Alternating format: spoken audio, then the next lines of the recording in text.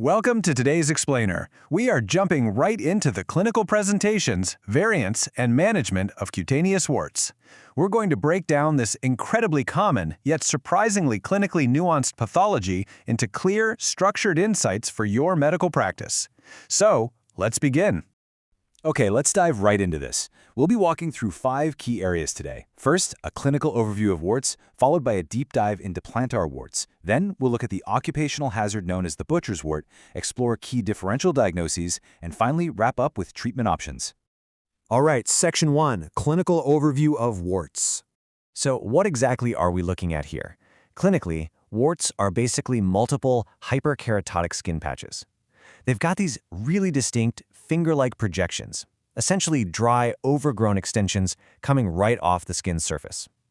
Now, they might seem like simple little lesions to the untrained eye, but man, they can be absolutely exquisitely tender, painful, and honestly pretty disfiguring for the patient. To really grasp this pathology, we've got to categorize these lesions the right way. We're pulling straight from standard medical frameworks here, and the clinical spectrum goes all the way from your standard viral presentations to highly specific anatomical or occupational variants.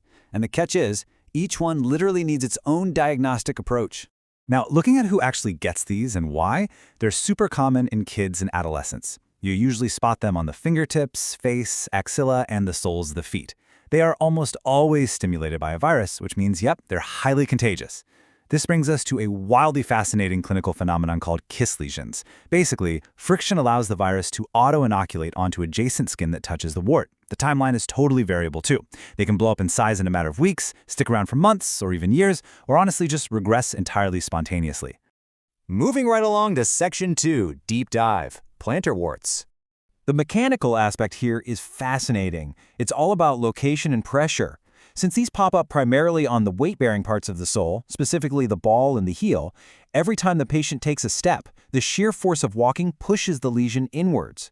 Because of this constant pounding, the wart gets buried under what looks like totally normal skin. It essentially presents clinically as a circular pit. Now, what's really interesting is the morphology hiding inside that little pit. If you look closely, you'll see a pearly white base that's speckled with these brownish hemorrhagic flecks. Dead center, you're going to spot gray-white filiform-like strands. And here's the real kicker. Even though it's all compacted into the tough sole of the foot, the lesion itself is actually soft. Plus, patients often show up with multiple of these guys at the same time. Of course, a huge part of clinical diagnosis is differentiation. Since plantar warts are in high-friction zones, they're constantly misdiagnosed as standard callosities or corns. Your absolute best friend here is palpation.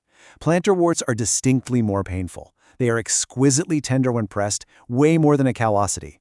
And unlike a corn, which has that hard, solid core, you might not even feel a defined lump at all because of that soft, buried center we just talked about. Next up, Section 3, Butcher's Wart, Occupational Hazard.